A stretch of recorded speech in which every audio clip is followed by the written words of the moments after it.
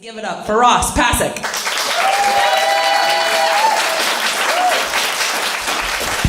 Oh, nice to see everybody. You know, I hate to start the show out on a bummer note, but I saw a murder today. What? Yeah.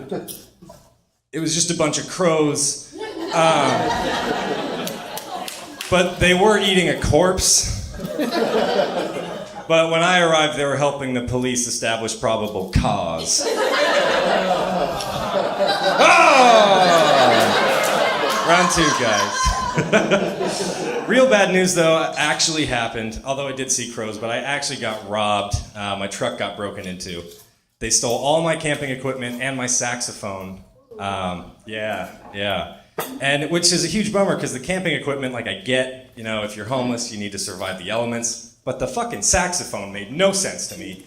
I mean, you can pawn the thing off, but unless this guy is playing Careless Whisper in my camping hammock, I'm gonna be really upset with him. But while I'm trying to grieve this personal loss, my dad is trying to coach me on how to commit insurance fraud. Because we have a claim. It was parked in the driveway, and as we're going through doing an inventory of all my gear that got stolen, my dad was turning my dirtbag gear into the most opulent outdoor equipment money could buy. Initially, I counted my losses at like $1,500, but post my dad's coaching, I'm up like $4,000. No complaints. But it makes sense. My dad grew up in KKK country, where fraud is 50% of GDP. The unfortunate thing for him is that I grew up in NWA country, where we call the police on improperly parked cars. NWA is a neighborhood watch association.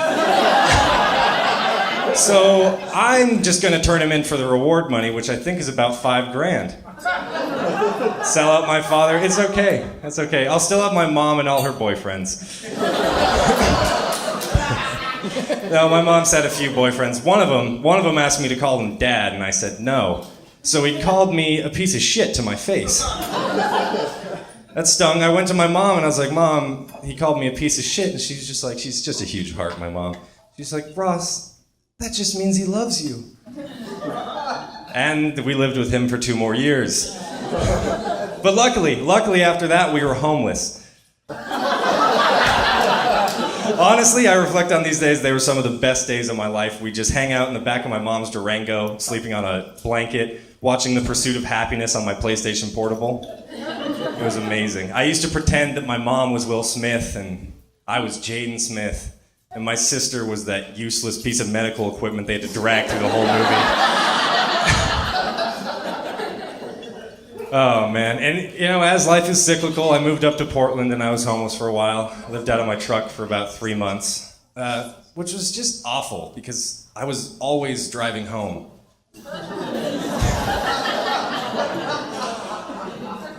But hey, you know a little bit about me now. I'm just going to come out and say this. A while ago, I sucked a dick.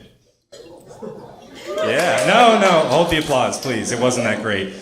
Honestly, not a huge fan. You know, experimenting with your sexuality is an important thing to do, but I think it should be more of a victory than a disappointing realization.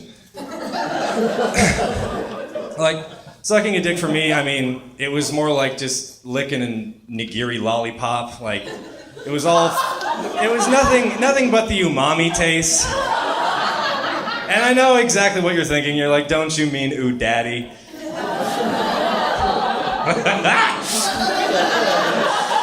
Oh, man. But I do encourage everyone to experiment with their sexuality, figure out who you are. The benefit to me is totally demystified sucking dick. Because most straight men know that it's a common, jab or barb to say, suck a dick, you cocksucker, to your other straight friends. Now that I've sucked a dick, all the poison in those words is gone. People tell me to suck a dick, I'm just like, well, let's see what you're offering, because it might be interesting. And my friends will call me a cocksucker now that they heard the story, but cocksucker, it has no teeth anymore. It doesn't penetrate, You call me a cocksucker, you might as well call me a taxpayer, honestly. And they're both so similar, really. I mean, it's just this thing you do once, completely obligatory. You get no pleasure out of it, and then you get nothing on the return. Yeah. And then there's taxes. Don't get me started on that. But it's interesting, as a straight guy, now I have to reconsider my perspective on this whole, fellatio thing. Because really, I just feel like a used car salesman now. Now that I know how shitty the product is, it's hard for me to go out and honestly say, hey, you want to get down on this? Because I know there's not much to celebrate. Thank you. Oh my God. No, but seriously, now I can't help but think of it like, hey, how do you want to think about this thing? It's got about 6 inches on it, not bad, low mileage, some bumps and bruises, dents, but test comes up clean, Carfax, perfect. I've been blown in quite some time. Oh, man. I'll just dip back into my family stuff for a second here. This is kind of complicated thing. My grandmother, who hasn't talked to me in 5 years, sent me a hand-knit scarf. It's weird because I don't want to wear the thing. It's hideous. But I used it to masturbate with.